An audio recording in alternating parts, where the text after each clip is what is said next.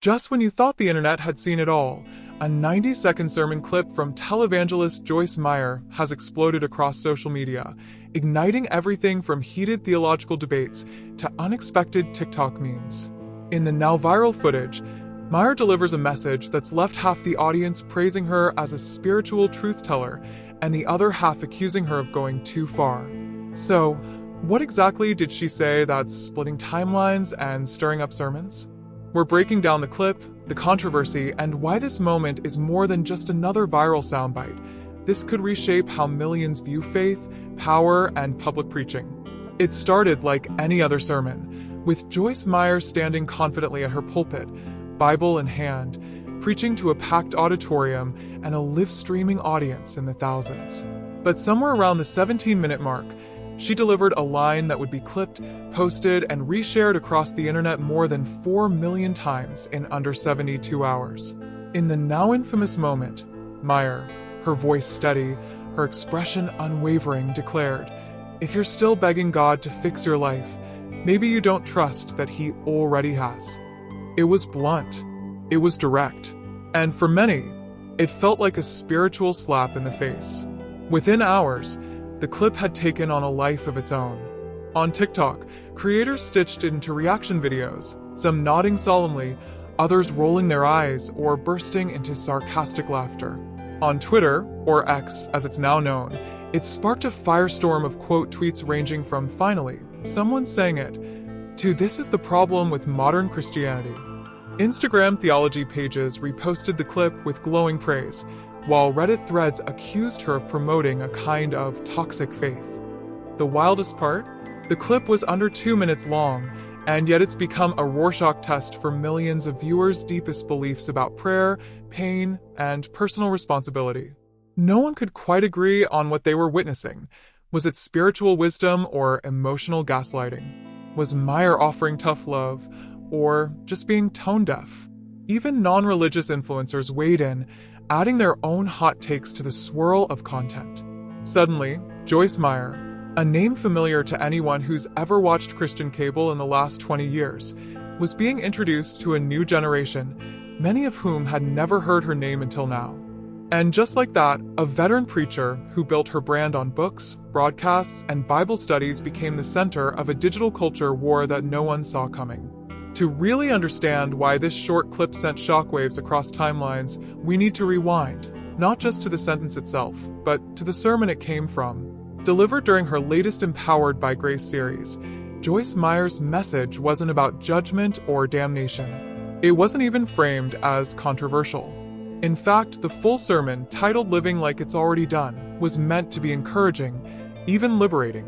But what set the internet ablaze was how sharply Meyer called out a particular mindset, the idea that constantly pleading with God, even after years of devotion, reflects a lack of faith rather than persistent prayer. In the longer context, Meyer was making a point about spiritual identity and authority. Her argument?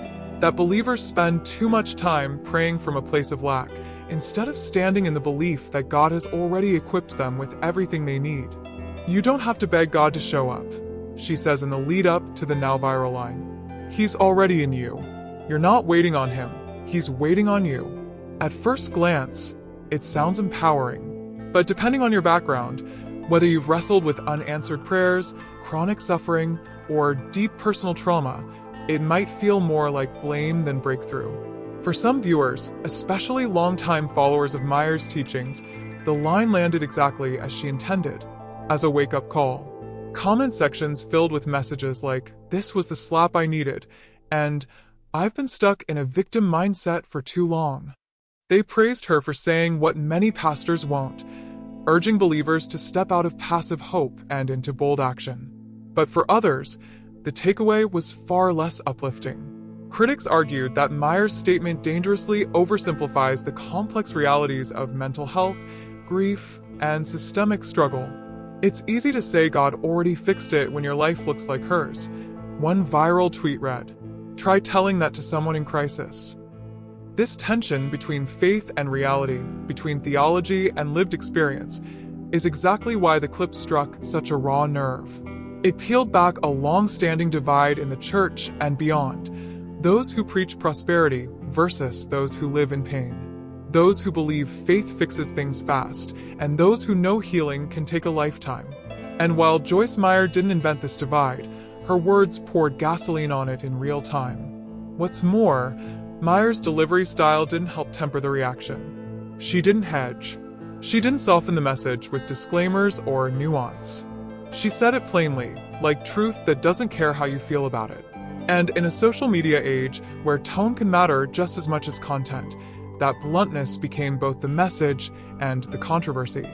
For supporters, it was refreshing. For critics, it was emotionally alienating. But here's the twist. Whether you loved it or hated it, Meyer's message is rooted in a deeper theological debate that's been quietly raging in Christian spaces for years. A debate about the line between faith and denial, between spiritual boldness and emotional bypassing. And thanks to one viral clip, millions are now being pulled into that conversation, whether they were ready or not. If you've ever doubted the power of a single sentence to divide the internet, Joyce Meyer's viral clip just erased that skepticism. Within hours of the sermon moment surfacing on TikTok, the reactions weren't just flooding in, they were polarizing. Not in a casual agree to disagree kind of way, but in a deep, visceral line in the sand kind of way. The comment sections became battlegrounds. The duets turned theatrical. And the energy? Let's just say it wasn't Sunday school. On one side of the digital aisle were those who saw the clip as nothing short of revolutionary. Many of Meyer's longtime followers rushed to defend her, calling the sermon a call to spiritual maturity and praising her for delivering the kind of tough love they say the modern church avoids. TikTok creators began using the soundbite as a kind of spiritual rallying cry, overlaying it on videos showing personal transformations, from overcoming addiction to launching new businesses, captioned with phrases like faith in action and God already handled it. Christian influencers stitched the clip with their own testimonies, thanking Meyer for reminding them to walk like it's already done. But scroll just a little further, and you'd hit a wall of backlash that felt equally intense. Many critics, including progressive Christians, mental health advocates, and even former fans, came out swinging. Their argument? That Meyer's message, stripped of context in the viral moment, was dangerously dismissive of the real suffering people face. This is exactly why people walk away from church, one viral TikTok creator said, staring straight into the camera. You pray, you struggle. You get told it's your fault for not having enough faith. That's not healing. That's gaslighting. Another tweet that gained serious traction read, Joyce Meyer just told millions of hurting people that if their life is still a mess, it's on them. How Christian is that? The most intriguing reactions came from unexpected corners of the internet. A few high-profile mental health therapists, many of whom aren't religious, jumped into the conversation, dissecting Meyer's words through a psychological lens. They argued that this kind of messaging reinforces a toxic positivity culture that invalidates real trauma. This isn't spiritual encouragement. One therapist posted on Instagram, it's shame wrapped in scripture. Meanwhile, ex-evangelicals used the moment to air long-held grievances about church culture, using hashtags like #ChurchHurt and #ReligiousTrauma to contextualize the clip as part of a broader pattern of spiritual bypassing. Then came the parodies.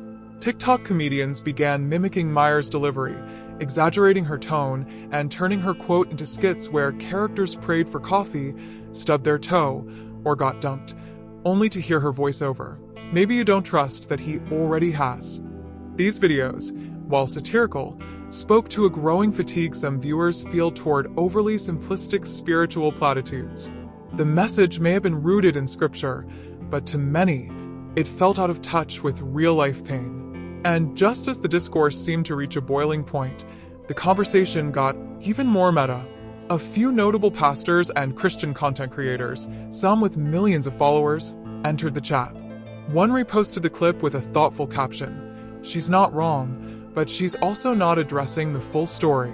Another recorded a video titled, "Is Joyce Meyer preaching faith or pressure?" These nuanced takes began to draw in viewers who were torn, not fully on board with Meyer's delivery, but also not comfortable dismissing the message entirely. That nuance, however, struggled to compete with the algorithm's hunger for drama. Emotionally charged hot takes were more likely to go viral than balanced commentary. The clip's comment sections quickly became echo chambers, with people arguing past one another, not with each other. In a matter of days, Meyer had become both a symbol of bold faith and a cautionary tale of spiritual insensitivity. Depending on which corner of the internet you were standing in, she was either a prophet or a problem. But here's where the story gets even more complicated. For Meyer, this isn't the first time she's gone viral for an unexpected soundbite. Which leads us directly into the next chapter of the saga. Because if this moment felt familiar, it's because we've been here before. If you've been following Joyce Meyer's decades-long career, this moment doesn't feel like an isolated incident. It feels like déjà vu. Because while the internet may have only just rediscovered her, those familiar with her ministry know this isn't the first time Meyer's words have sparked a wildfire of debate. In fact, her entire platform has been built on a precarious balance between bold, unapologetic faith and messaging that critics often say walks a fine line between inspirational and inflammatory. This latest viral clip? It's just the latest spark in a long series of sermons that have left audiences either convicted or conflicted. Let's go back to the early 2000s, when Meyer's battlefield of the mind theology catapulted her into the evangelical mainstream. The book sold millions, the TV sermons gained traction globally, and her message was clear. Change your thinking, and you'll change your life. For her supporters, this was empowering. For her detractors, it leaned heavily into the kind of prosperity gospel thinking that places the burden of success and suffering entirely on the believer. This thread has continued through much of her teaching, that personal transformation is not only possible, but expected, and that faith is the key to unlocking everything from inner peace to financial blessing. And while that message has undeniably helped millions, it has also repeatedly drawn fire. Take, for instance, her now infamous remarks from a 2015 sermon where she stated, "You are not responsible for anyone else's happiness but your own." Supporters saw it as healthy boundary setting. Critics blasted it as spiritually narcissistic. Or more recently, in 2020, when she shared a message implying that anxiety could often be overcome by choosing to trust God more, prompting mental health professionals to warn that such advice could lead vulnerable followers to feel ashamed of their struggles. Even her lifestyle choices have often fed the controversy machine. Meyer has long been criticized for her lavish spending and luxury purchases, most notoriously her $23,000 marble-topped commode and a reported $10 million private jet, both of which made headlines in a 2003 St. Louis Post-Dispatch investigation. While she has since addressed those concerns and made structural changes to her ministry's finances, the reputation lingered, a preacher of spiritual simplicity living in extravagant wealth. The thread that ties all of this together is a pattern, one where Meyer consistently delivers spiritual truths in a way that either deeply resonates or deeply offends. And here's the key, she rarely walks them back. Unlike some celebrity preachers who soften their stances under pressure, Meyer often doubles down, reasserting that her job is not to sugarcoat God's word, but to speak it plainly. To her core audience, this uncompromising tone is why they follow her. They see her as a no-nonsense, spirit-filled truth-teller who refuses to water down the gospel to make people comfortable. But that very resolve is also what makes her so polarizing in the broader cultural conversation. Because in today's internet ecosystem, where nuance is flattened and every statement is turned into a soundbite, Meyer's boldness often becomes a magnet for outrage. She's not just a preacher anymore. She's a public figure whose words are scrutinized in real time, clipped without context, and broadcast to audiences far beyond her church's walls. The viral nature of her latest sermon didn't invent this tension. It just amplified it on a scale we haven't seen before. And this raises a larger question. Is Joyce Meyer intentionally provocative, or is she simply speaking in a language that no longer translates in the digital age? Is she a relic of a church era that prized conviction over compassion, or is she still right on time, offering spiritual clarity in a world addicted to soft takes and gray areas? That ambiguity is part of her brand, whether intentional or not. And while she may not be crafting sermons for virality, her words increasingly behave like they are. They cut, they spread, and they force everyone, believers, skeptics, and everyone in between, to react. Which leads us into the final chapter of this unfolding story. What happens when that reaction becomes bigger than the message itself? With over 5 million views across platforms and counting, Joyce Meyer's sermon clip has officially transcended the controversial moment category and entered something far more potent, the cultural moment. And now that the internet's attention has been caught, the question on everyone's mind is, what's next? Will Meyer address the backlash? Will she double down, clarify, or quietly let the storm pass? And more importantly, what does this mean for the future of faith messaging in a world that's now constantly recording, reacting, and reinterpreting? So far, Meyer herself has remained characteristically silent on the viral clip. Her ministry has posted no formal response, no clarification, no attempt to walk the message back, or fan the flames further. That silence has created a vacuum, and the speculation has filled it. Some insiders speculate that her media team is banking on the algorithm's famously short memory, waiting for the next outrage cycle to eclipse this one. Others believe she's simply doing what she's always done, staying the course, unbothered by headlines and hashtags, trusting that her audience knows her heart, even if the internet doesn't. But the ripple effects of the clip have already begun to reshape how other pastors and faith influencers approach their own platforms. In just the past week, several prominent Christian creators have started prefacing their video sermons with disclaimers about sensitive content, or emphasizing nuance when discussing complex topics like prayer, mental health, and suffering. It's a subtle shift, but one that signals the growing awareness that a single out-of-context soundbite can launch a firestorm. Meyer's clip has become a case study, a warning sign of the cost of conviction in an age of constant scrutiny. And it's not just leaders who are changing. Viewers are evolving, too. In response to the viral moment, many faith-based communities have started opening up conversations around spiritual harm, church accountability, and what it means to preach truth in love, rather than in authority alone. Live-streamed Bible studies, comment threads, and even secular podcasts have seized on the moment to ask deeper questions.